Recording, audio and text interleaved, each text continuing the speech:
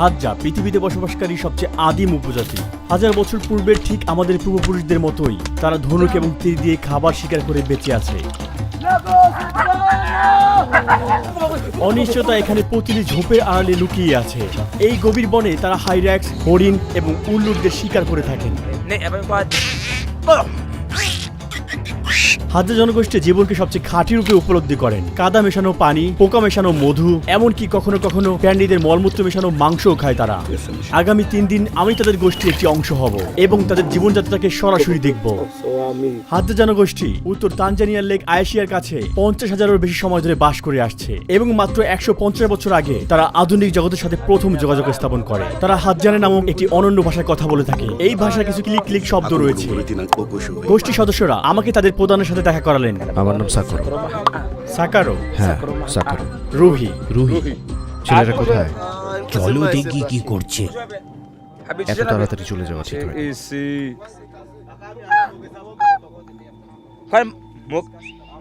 ওই মুগেসা,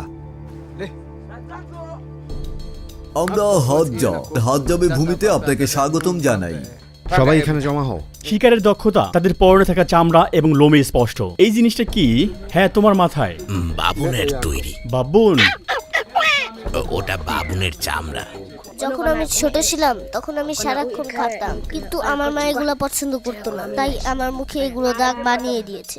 অশ্রুতে লবণ দিলে এভাবে ক্ষত হয়ে যায় এবং শিশুরা শিখে ব্যথায় যেন না কাটতে হয়। এখন আমি বড় হয়েছি আর বাচ্চা নেই। এখানে কিছু যুবক পরের শিকারের জন্য তাদের সরঞ্জাম তৈরি করছে এবং মেরামত করছে। এটি প্রজন্মের পর প্রজন্ম ধরে চলে আসা একটি দক্ষতা। আমার তীরগুলো সবচেয়ে ভালো এবং আমি নিজেই তৈরি করি। যখন আমরা শিকারে থাকি এবং কোনো প্রাণী সামনে আসে, তখন আমরা প্রাণীর প্রজাতির উপর নির্ভর করে আলাদা উপায়ে এগিয়ে যাই। কিছু প্রাণীর গন্ধ এবং দৃষ্টিশক্তি ভালো থাকে। আমাদের চুপ থাকতে হবে এবং লুকিয়ে থাকতে হবে। যথেষ্ট কাছাকাছি না হওয়া পর্যন্ত ধীরে ধীরে এগিয়ে যাই, তারপর আমরা শিকার করি।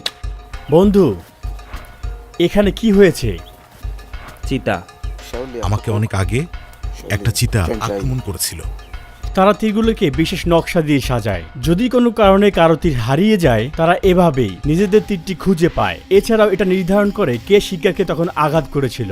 ধনুকে শিকার করা প্রাণীদের কিছু অংশ থেকে নকশা করা থাকে, আর এটি দিয়ে বোঝায় ওই শিকারী তখন কতটা দক্ষ এবং অভিজ্ঞ ছিল। এছাড়াও বাতাসে তীরকে স্থির রাখার জন্য তারা পাখির পালক ব্যবহার করে। তীর তৈরি করতে প্রথমে তারা একটি কাঠের টুকরো নেয় এবং সাবধানে এটির বাকল ছাড়ায়। এটি যতটা সম্ভব হালকা এবং সোজা হতে হবে। তারা সবসময় সম্মুখ ভাগ নিয়ন্ত্রণ করে এবং দাঁত ব্যবহার করে লাঠি সোজা করে থাকে। সবচেয়ে কোন প্রাণীটি তুমি ভয় পাও? হাতি, সিংহ এবং চিতা। হাতির একটি বিশাল ঠোঁট আছে। তারা প্রায় যে কোনো কিছু ধরে খেতে পারে। তারা ধীরে ধীরে খায়।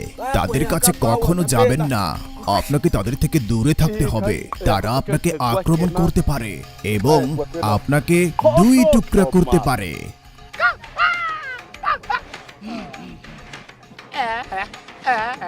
বাবুন, আমরা গিয়ে তাদের শিকার করব। আমরা কাল বাবুন শিকারের জন্য সেখানে যাব। আপনি আজ ঘুমিয়ে যান এবং আগামীকাল সকালে বাবুন শিকারে যোগ দিন। আমরা ভোর হওয়ার আগে একত্রিত হয়েছি। সাকেরও অন্য শিকারীদের জায়গাতে চিৎকার করছে।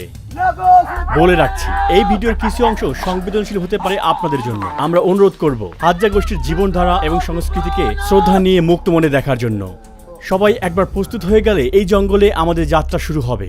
তারা বিভিন্ন দলে বিভক্ত হয়। এভাবেই তারা শিকারে তাদের সুযোগ নেয়। আচ্ছা, তারা সকলেই প্রস্তুতি নিচ্ছে। দেখা যাক কি হয়।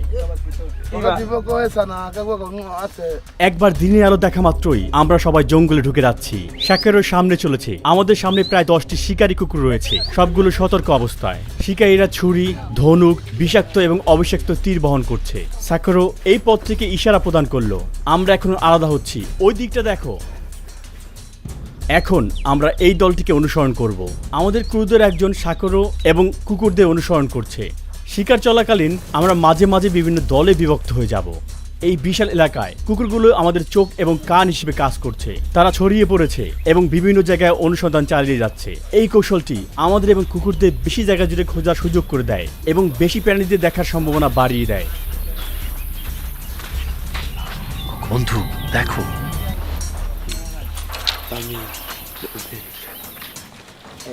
আজকের আবহাওয়া ভালো, গরম নেই।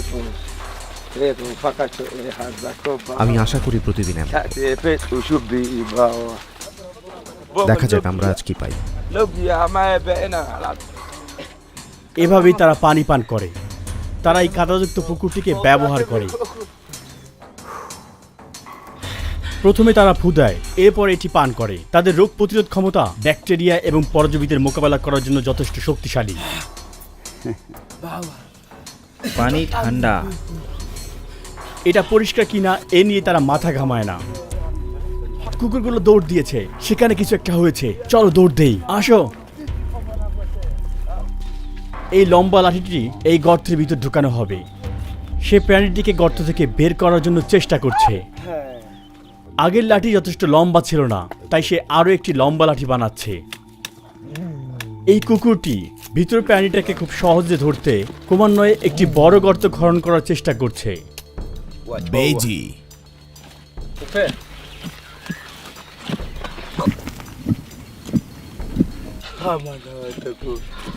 তারা হাল ছেড়ে দিয়েছে।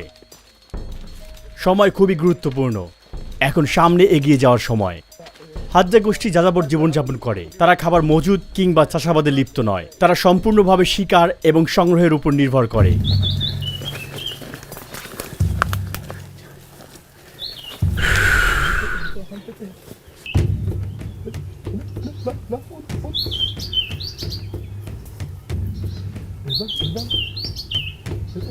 কাঠবিড়ালি শিকার করতে তারা একত্রিত হচ্ছে। একজন শিকারী প্রাণীটিকে বিভ্রান্ত করছে, যেন অন্য শিকারীর দিকে দৌড় দেয়। সেই জন্য তারা গাছটিকে ঝাঁকুনি দিচ্ছে। তারা পেরেছে।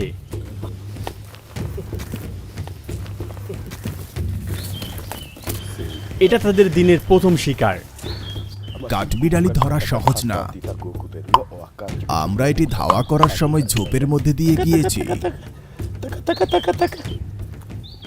এটা তার বেল্টের ভিতরেই গুজে নিল। সে এখন তার তীরটি খুঁজে নিচ্ছে। প্রতিটা তীর তাদের জন্য খুবই গুরুত্বপূর্ণ। একটি তীর তৈরি করতে তাদের অনেক সময় নষ্ট হয়। কুকুরটি সাগরকে তার কাঙ্ক্ষিত স্থানে নিয়ে যাচ্ছে। প্রাণীটি যাতে পালিয়ে যেতে না পারে, তাই সে ফাঁকা স্থানগুলো ঘাস দিয়ে ভরে দিচ্ছে। কি ধরলে না? বেজি ধরার সময় অনেক চিৎকার করে। নদীর নিচে অনেক পানি আছে। বাড়ি নদী। আপনি এই নদী পার হতে পারবেন না। সামনে থাকা নদীটি পার হতে পারবো না, তাই আমরা রাস্তা পরিবর্তন করছি। এখন আমরা বিশ্রাম করব। আমরা প্রায় একটানা 4 ঘন্টা যাবৎ হাঁটছি। আপনি যদি এই গাছটির দিকে তাকান, এই জিনিস সবসময় আমাদের পিছে লেগেই আছে। এগুলো খুব তীক্ষ্ণ এবং আমাদের কাপড় ছিঁড়ে ফেলছে। এগুলো হলো কাটা গাছ। সাগরও নিচে থাকা অন্যান্য শিকারীদেরকে দেখছেন। কুকুরগুলো এই পাথরের হাইরক্সটিকে ধরেছে, কিন্তু তারা অর্ধেকটা খেয়ে ফেলেছে। সাগরও পাহাড়ের পাথরের উপর পিচ্ছিল কেটে নিচের দিকে নামছে। দেখুন, কাঁটা তার পায়ে আটকে যাচ্ছে। সে ঝোপগুলোকে কেটে তার পথ পরিষ্কার করছে। অপরদিকে ওই ছেলেটি পাথরের ফাঁকা দিয়ে তার পুরো শরীরকে নিচের দিকে ঠেলে দিচ্ছে। সে যেন সম্পূর্ণ অদৃশ্য হয়ে গেল।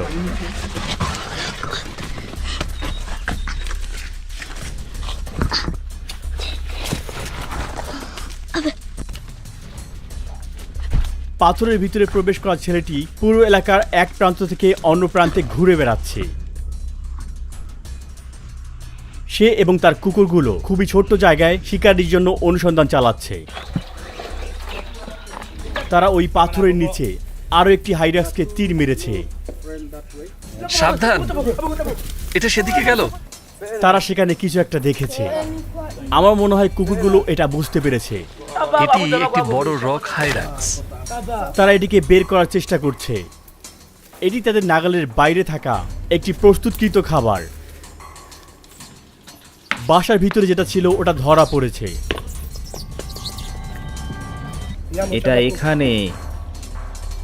প্রাণীটি এখনো জীবিত আছে। সে তার শিকারীকে মেরে ফেলতে চেষ্টা করছে।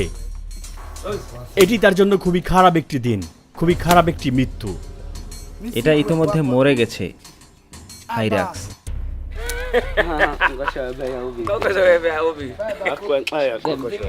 ওইখানে। আমি এটা ইতিমধ্যে গুলি করেছি। আমাদের এটা বের করতে হবে। চোখগুলো দেখেছো?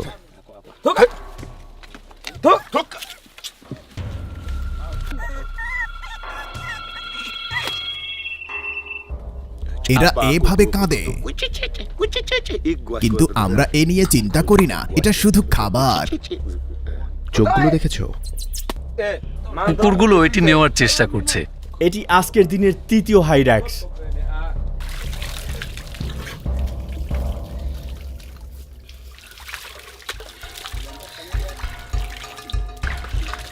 মাত্র 50 বছরে হাজ্জা গোষ্ঠী তাদের প্রতিবেশীদের কাছে তাদের 90% জমি হারিয়েছে। তারা ফসল এবং গবাদি পশুর জন্য গাছ কাটছে এবং বন্য প্রাণীদেরকে তাড়িয়ে দিচ্ছে। তারা পুরো এলাকা জুড়ে থাকতো, মানে এই পুরো এলাকা। প্রাণীদের সংখ্যা হ্রাস পাওয়ার ফলে শিকার এবং টিকে থাকা তাদের জন্য কষ্টকর হয়ে দাঁড়িয়েছে। তাদের জীবনধারা এখন বিপদের সম্মুখীন। দেখুন, হাতের তালুর মাধ্যমেই তীরটি ঘুরিয়ে সে 1 মিনিটেরও কম সময়ে আগুন জ্বালিয়ে নিল। এখন তারা বিশ্রাম নিবে এবং কিছু গাছের অংশ পান করবে। তারা বিশ্বাস করে এটি তাদের দৃষ্টিশক্তি বাড়ায় তথা শিকারের ক্ষমতা বাড়ায়। এই পাহাড়ে এক সময় আমরা অনেক বাবুন শিকার করতাম। আমরা তাদের পাহাড়ের নিচে পর্যন্ত তাড়া করেছিলাম। কুকুরগুলো পাগলের মতো ওদের তাড়া করছিল। আমরা তাদের দুটিকে ধরেছি, বাকিরা অন্যদিকে চলে গেল। বাবুনের দলটি খুব আক্রমণাত্মক ছিল। এই এলাকায় হাঁটাও একটি চ্যালেঞ্জ বলা যায়। আমি আবারও আটকে গিয়েছি। ঘড়ির কাঁটার মতো ডান দিকে ঘোরান, এটিকে অন্যদিকে রাখুন। এভাবে এভাবে। এদিকে নাকি ওই দিকে? হ্যাঁ। ওপস, ছেলেটি বেজি খুঁজছে। সে প্রতিটি ফাঁকেই অনুসন্ধান করছে।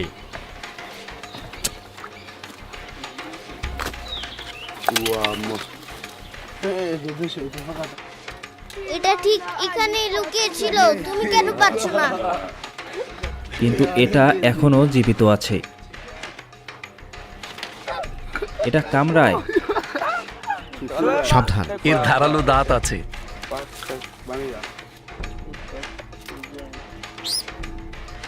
এটা কামড়ায়। আমি তোমাকে ধরতে পারবো না মনে করেছিলে। এখন কি হয়েছে? পাথরটা ব্যবহার করো। তুমি যেভাবে আঘাত করছো এটা হাস্যকর। দয়া করে তাদের জীবনধারা নিয়ে বিচার করবেন না। তারা ঠিক সেভাবেই বেঁচে আছে যেভাবে আমাদের পূর্বপুরুষেরা ছিল। মৌমাছিগুলো কোথায়? সেগুলো গাছে আছে। আমরা কামড় খেয়েছি। এখান দিয়ে যাবে না। আমি তোমাকে এই পথ নেওয়ার জন্য বলেছিলাম। এই মৌমাছিগুলো পাগল, তাদের কিছু করা যাবে না। আমি যখন কামড় খাই আমার ফুলে যায় না। আপনি যদি এটার কামড় খান তাহলে আপনার ত্বক ফুলে যাবে।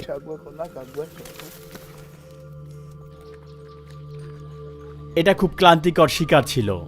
খুবই ক্লান্তিকর। পাহাড়ে প্রাণীদের শিকারের সময় আমরা মাত্র 7 ঘন্টায় প্রায় 36,000 কদম হেঁটেছিলাম। সে বলল বাবনদের ক্ষেত্রে তারা নিচের মাংস পছন্দ করে। আর কোন অংশ জানো? আমরা বাবুনের হাত এবং পিছনের অংশ খেতে পছন্দ করি। বাবুনের নিতম্ব মিষ্টি। অবশিষ্টাংশ খাওয়ার জন্য কুকুরগুলো গভীরভাবে অপেক্ষা করছে। আমি যদি সব মাংস খেতে পারতাম। মাংস দেখতে সুস্বাদু লাগে। তারা শিকার করা প্রাণীর নখ থেকে খাওয়া শুরু করে। তারা কোনো অংশই নষ্ট করে না। তাদের প্রতিটি কামড়ের শব্দ শোনা যায়, কারণ তারা হাড় সহই মাংস খায়।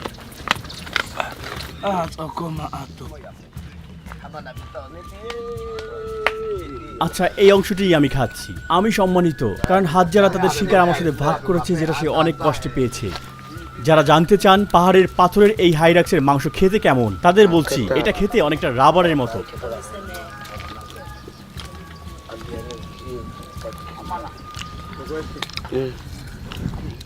হাইরাক্স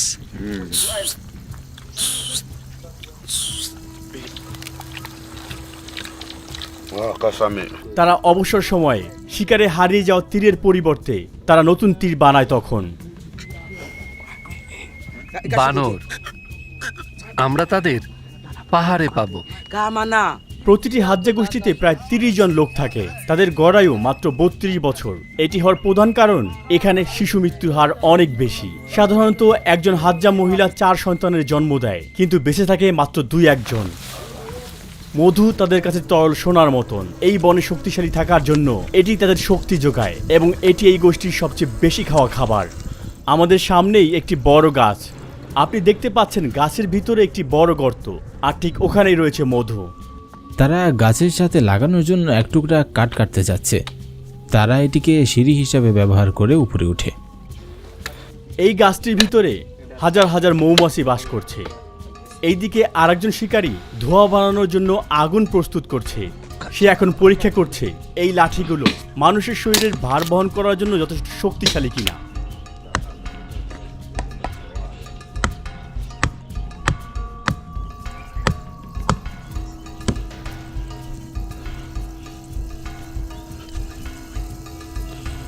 মৌমাছিদেরকে শান্ত রাখতে সে এখন ধোঁয়া এবং লাঠিগুলোকে ভিতরে প্রবেশ করাচ্ছে।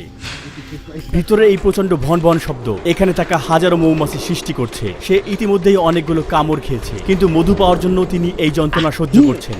তাকে দ্রুত করতে হবে, কারণ মৌমাছি গর্ত থেকে বেরিয়ে এলেই আমাদেরকে তাড়া খেতে হবে।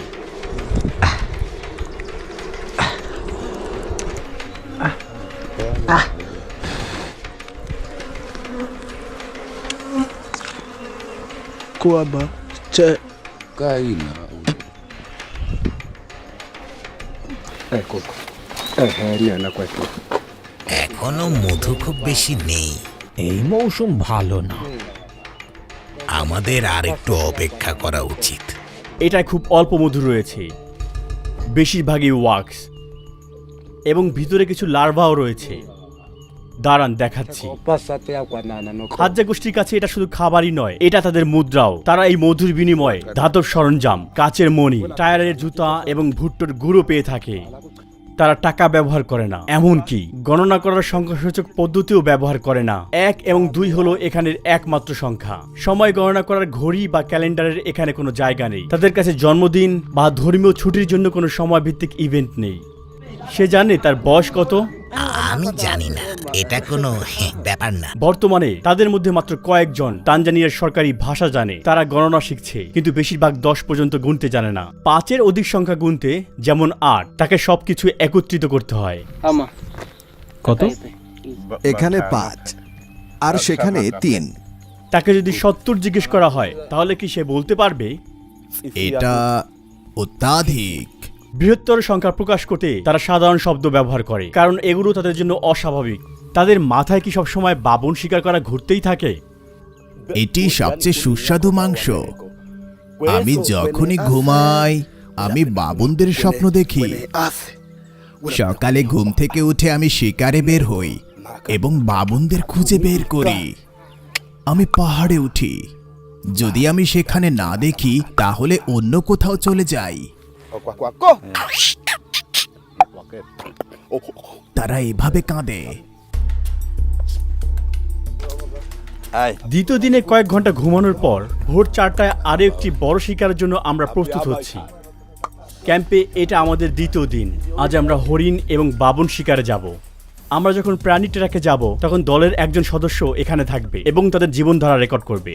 যে শিকারে যাচ্ছে না, সে আজ সরঞ্জাম মেরামত করছে। এগুলোর বিশেষ, তাই প্রথমেই একজন যুবক এবং বৃদ্ধ লোক 1 বালতি পানি নেওয়ার জন্য দীর্ঘ রাস্তা হাঁটছে।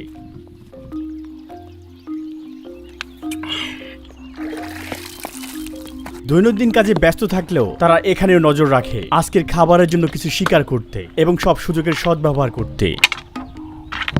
অনেকগুলো ব্যর্থ প্রচেষ্টার পরে সে একটি বড় শামুক খুঁজে পায় এবং শিবিরে ফিরে আসে। এটা একটা বড় শামুক। আমরা হাজ্জা গোষ্ঠীরা এগুলো খেয়ে থাকি। আমরা এটাকে আগুনে রান্না করে খাই।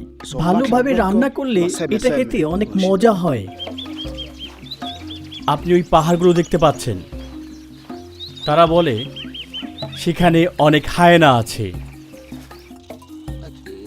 কম বয়স্করা খুব একটা শামুক পছন্দ করে না, তাই তারা এগুলো বড়দেরকে দিয়ে দেয়। অতীতে যখন গোত্রের কোনো সদস্য বৃদ্ধ হয়ে যেত, তখন তরুণরা তাদের জন্য একটি বড় প্রাণী শিকার করত এবং তাকে ফেলে দেওয়ার আগে শেষ আয়োজন হিসেবে মাংস উপহার দিত। বর্তমানে তারা বয়স্ক সদস্যের যত্ন নেয় এবং তাদের সাথে শিকার ভাগ করে নেয়। এই ডাল হচ্ছে ডেজার্ট রোজ গাছের, যা হাজ্জা শিকারীদের বড় শিকারের সাথে লড়াই করার ক্ষেত্রে বিশেষ অবদান রাখে। বিষ বন্ধু, এটার ভিতরে বিষ। তারা প্রথমে ডালটিকে টুকরো টুকরো করে কাটে, সবগুলোকে একত্রে একটি পাত্রে রাখে। এরপরে ঠান্ডা পানি টুকরোগুলোর উপর ঢেলে দেওয়া হয় এবং মিশ্রণটি ফুটানো হয়। এরপরে সে পাতার মাধ্যমে ওখানের ফেনাগুলোকে সরিয়ে নেয়। টুকরোগুলোকে বের করার পর ঘন হয়ে যাওয়া পর্যন্ত ওই মিশ্রণকে সেদ্ধ করে।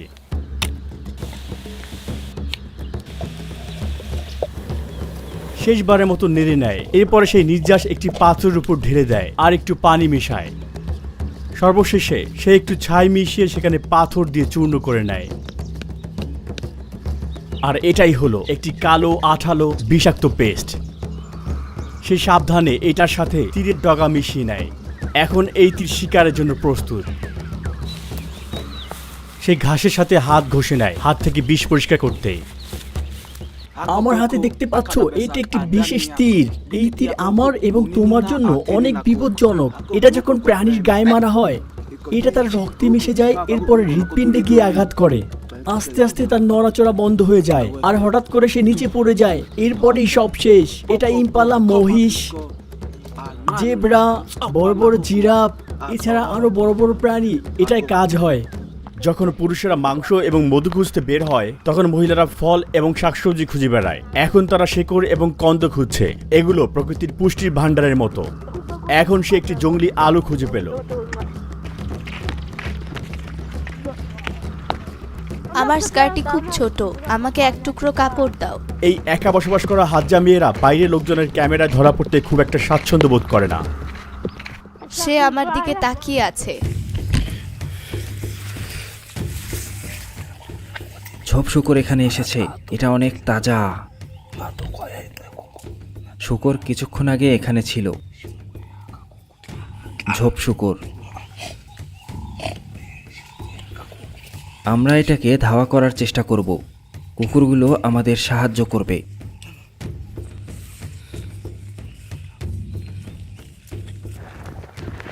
দেখুন, শুকর এখানে গর্ত করেছে। এই গাছে আরো একটি আঁচড়ের দাগ। তারা একটি খটখট শব্দ শুনছে। এই শব্দ কোথাকার তারা সেটা বের করার জন্য থামছে। তারা দেখবে এখানে কিছু খোঁজার মতো আছে কিনা, বা কোনো শিকার আছে কিনা।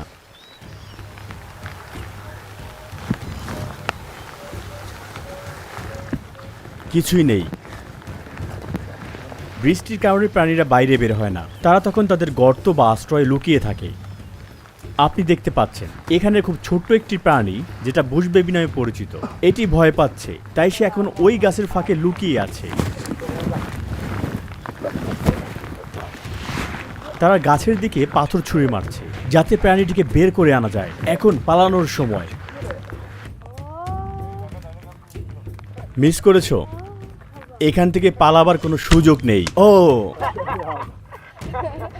তুমি এটাও মিস করে ফেললে। তারা এটা নিয়ে মজা করছে। প্রাণীটির আর কোথাও যাওয়ার জায়গা নেই। দেখো দেখো, সে ওইখানে। সাবধান, আমাদের গুলি করো না। এইটা শক্ত।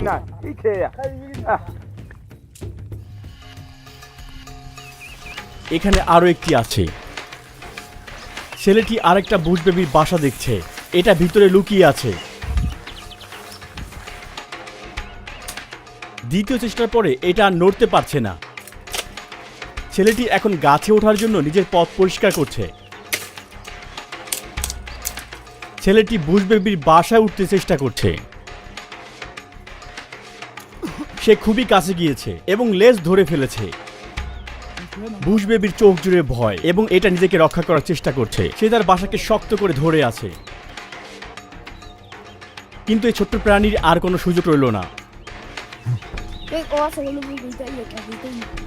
সে এখনো জীবিত।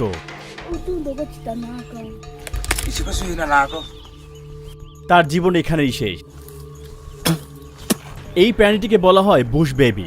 রাতের সময় এরা বেশিরভাগ সক্রিয় থাকে। আমরা ঘুমন্ত অবস্থা তাকে ধরেছি। তার মাথায় লেগেছে। ও, এটা চোখের ভিতরে প্রবেশ করেছে। এটা এখান দিয়ে ঢুকেছে আর এদিক দিয়ে বের হয়েছে। এটার হাতগুলো দেখুন, দেখতে অনেকটা বানরের মতো। এদিকে শিবিরে ফিরে দুই তরুণ শিকারে নেমেছে। সে পাখিটিকে বিভ্রান্ত করার জন্য ঠিক পাখির মতো করে শব্দ করছে।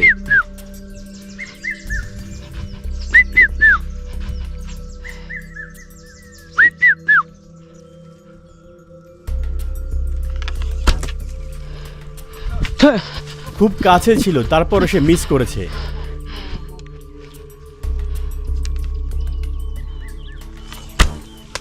এটা নিচে পড়ে গেল। কিন্তু তৃতীয় চেষ্টা সে একটা পেয়েছে ঠিক আকাশে।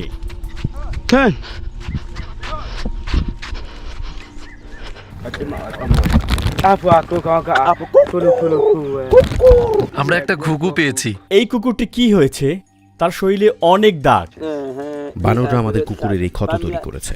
বাবুন আঁচড় দিয়েছে? বাবুন? হ্যাঁ, কামড়িয়েছে। আচ্ছা, যেহেতু বৃষ্টি থেমে গেছে, এখন প্রাণীরা তাদের আশ্রয় থেকে বেরিয়ে আসতে পারে, আর হাজ্জা তাদেরকে শিকার করার জন্য প্রস্তুত।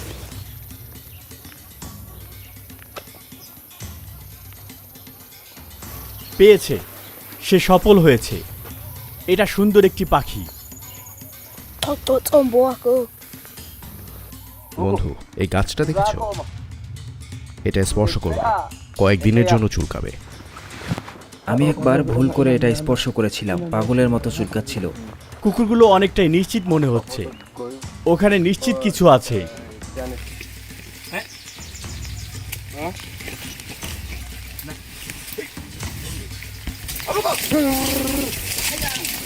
জলদি করো, কুকুরগুলো এটা খাচ্ছে।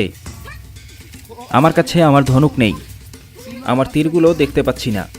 যদিও কুকুরগুলো বিশ্বস্ত, কিন্তু তারা মাঝে মাঝে হাজ্জাদের থেকেও সামনে এগিয়ে যায় এবং নিজেরাই শিকার করে নেয়। সে তারা হাত দিয়ে পাখিটিকে ধরার চেষ্টা করছে। শাকেরো এবং অন্যান্য শিকারীরা এখন ক্লান্ত। শিকার থেকে বিরতি নিয়ে আমরা এখন শিবিরে ফিরে যাচ্ছি। এখন আমাদের খিদে লেগেছে, আমাদের খেতে হবে। শেষ কখন সে খেয়েছে? আমি শুধু কাল রাতে খেয়েছি।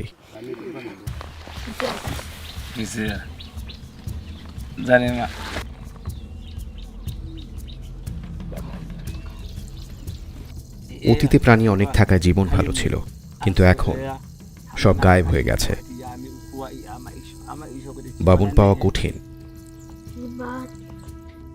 তারা এখন আরো চালাক। মৃত্যু সম্পর্কে সে কি ভাবে? মৃত্যু হলে সে কোথায় যাবে বলে মনে করে? আমি জানি না। বন্ধু শোনো, একবার মারা গেলে তোমাকে মাটিতে দাফন করা হয়, এটাই জীবনের শেষ।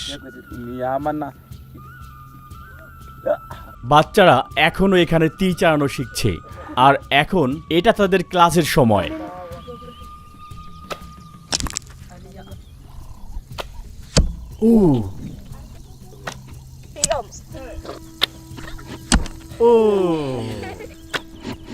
সুন্দর। ভবিষ্যৎ নিয়ে এদের স্বপ্ন কি? কি? তুমি কি তাকে বুঝতে পারো? বড় হলে কি হব? এটা আমি জানি না। আমি কি উত্তর দিব বুঝতে পারছি না। কখনো কখনো তাদের পক্ষে ভবিষ্যতের কথা বলা কঠিন হয়ে পড়ে। হ্যাঁ, ভবিষ্যৎ সম্পর্কে কোনো ধারণাই নেই। আমরা এই তীরের ফলকগুলো দাতুগা গোত্রের কাছ থেকে পাই। বিনিময়ে আমরা তাদের মধু এবং ঐতিহ্যবাহী ঔষধি দেই। আমরা পাহাড়ের উপরে যাব, অনেক দূর। নতুন একটি সকাল। হাজ্জা গোত্রের সাথে আমার আজ তৃতীয় দিন। যখন আমরা ঘুমিয়েছিলাম তখন শিকারে যাওয়া একটি দল এখন ফিরে এসেছে। গতকাল সন্ধ্যার পর থেকে আমরা শিকার করছি এবং অবশেষে এই হরিণটিকে ধরেছি। এটা ছোট, কিন্তু আমরা এটা ভাগ করে নেব। স্পর্শ করো না, তুমি তো শিকারেও যাওনি। তারা একটি হরিণ পেয়েছে, এটাকে বলে ডিকটিক। আমরা বাবুনদের কাছাকাছি যাচ্ছি। যারা শিবিরে ছিল তারা একটি কুঁড়েঘর নির্মাণ শুরু করেছে এবং দুইজন লোক উপযুক্ত ডালপালা এবং পাতা সংগ্রহ করতে ঝোপের দিকে যাচ্ছে।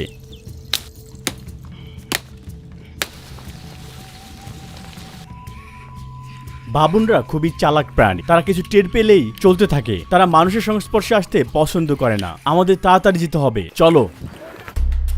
তারা জিজ্ঞেস করছে, আশেপাশে আরো কোনো বাবুন দেখেছে কিনা। তারা আমাদের চেয়েও অনেক বেশি চালাক। তারা অনুভব করতে পারে আমরা কাছে এসেছি, আমাদের আরো খুঁজতে হবে। এর মানে আমাদের কৌশল আরো উন্নত করতে হবে, কৌশলে এদের চেয়ে এগিয়ে থাকতে হবে। শিবিরে থাকা লোকেরা মধু শিকারে যাওয়া বন্ধুদের সাথে যোগ দিতে এবং জঙ্গলি মধু খেতে চাইছেন, তাই তাদের ডাকার জন্য শীষ দিচ্ছেন। এখন তারা মিষ্টি খাবারের মজা নিচ্ছে।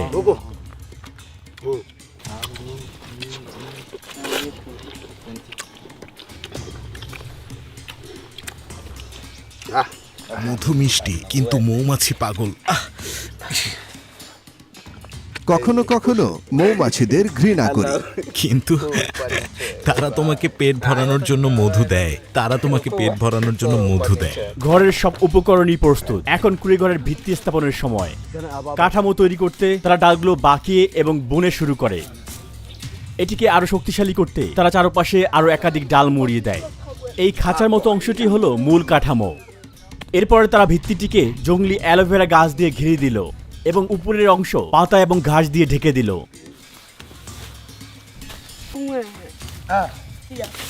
সর্বশেষে তারা কিছু সাদা ফুল এখানে গুজে দিল, আর এভাবেই কয়েক ঘন্টার মধ্যে তৈরি হয়ে গেল একটি নতুন বাড়ি। এই তরুণ বাবাকে এবং তার পরিবারকে উপহার হিসেবে এটা দেয়া হলো। বাড়িটা হয়ে গেছে, তুমি চাইলে এখন এখানে ঘুমোতেও পারবে। চলো একবার দেখি। এটি ঐতিহ্যবাহী হাতজা কুঁড়ে ঘর। আমরা এভাবেই এটি তৈরি করি। বলো।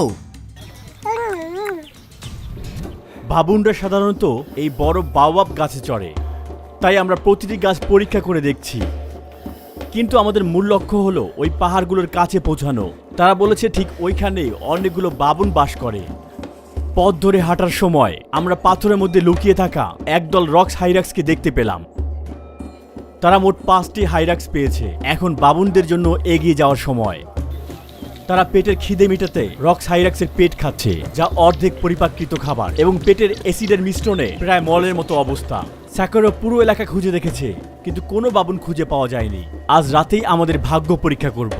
বাবুনরা অতীতের অভিজ্ঞতা থেকে শিখতে পারে। যেই জায়গায় তারা হুমকির সম্মুখীন হয়েছিল তারা সেটা এড়িয়ে চলে। মনে হচ্ছে তারা এই জায়গা পরিত্যাগ করেছে। হাজারা কৌশল পরিবর্তন করেছে। তারা আজ রাতে ভিন্ন অঞ্চলে বাবুনদের তাড়া করবে। শিকারী এবং শিকার উভয়ে ক্রমাগত শিখছে এবং মানিয়ে নিচ্ছে। এটা হাইড অ্যান্ড সিক খেলার মতো, কিন্তু একটা জঙ্গলি পরিবেশে। এখন আমরা বাবুন শিকারে আছি। ক্রমাগত আরো অন্ধকার হয়ে যাচ্ছে। আমাদের কিছু সদস্য তারা যেখানে আছে সেটা খুঁজে পেয়েছে। তারা এখন গাছে আছে। আমাদেরকে অনেক চুপ থাকতে হবে। বাবুনরা রাতে সক্রিয় প্রাণী নয়, তারা সকালে সক্রিয় থাকে এবং রাতে গাছে ঘুমায়। তখন তারা শিকারীদের কাছ থেকে, বিশেষ করে চিতা, জঙ্গলি শিয়াল এবং মানুষের কাছ থেকে সুরক্ষিত থাকে। আমরা ক্যামেরার আইএসও বাড়িয়ে দিব। আলো কম থাকলেও আপনি দেখতে পারবেন, কিন্তু ভিডিওটা একটু ঘোলাটে হবে। আমি সামনে 1 ইঞ্চিও দেখতে পাচ্ছি না। আমাদের শিকারীদের কাছে থাকতে হবে। বিষাক্ত তীর যেন আকস্মিকভাবে গায়ে না লাগে। আমরা বাবুনদের আবাসস্থলের আরো গভীরে ঢুকছি। মনে হচ্ছে আমরা জঙ্গলকে বিরক্ত করছি।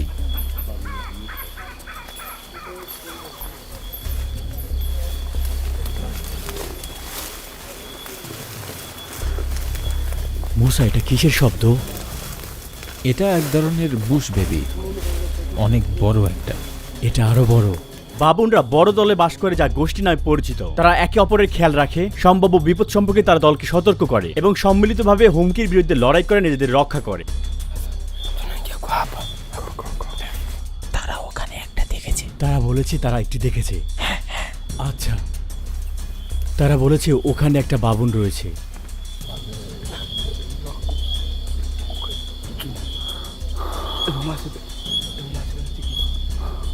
আমাদের সরে যেতে হবে।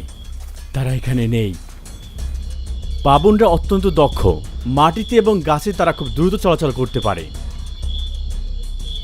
তারা কোন দিক দিয়ে যাবে সেটা সিদ্ধান্ত নিচ্ছে।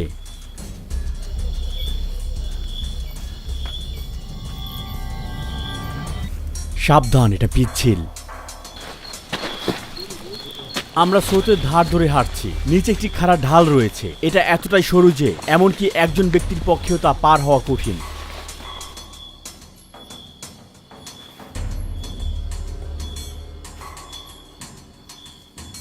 দেড় ঘন্টা হয়ে গিয়েছে, আমরা কোনো বাবুন দেখিনি। তারা সব জায়গায় খুঁজছে। গতরাতে আমাদের শুটে কোনো সফলতার দৃশ্য পাওয়া যায়নি। 3 দিন ধরে কঠোরভাবে শনাক্ত করার পরেও হাজার শিকারীরা খালি হাতে বাড়ি ফিরে এলেন। তারা পরিবারকে কোনো বাবুন উপহার দিতে পারেনি। যাই হোক, এডিটিং এর সময় আমরা দেখতে পেলাম যে একটি ফ্রেমে যখন আলো নিভানো ছিল, একটি বাবুন এক ডাল থেকে আরেক ডালে লাফিয়ে যাচ্ছিল।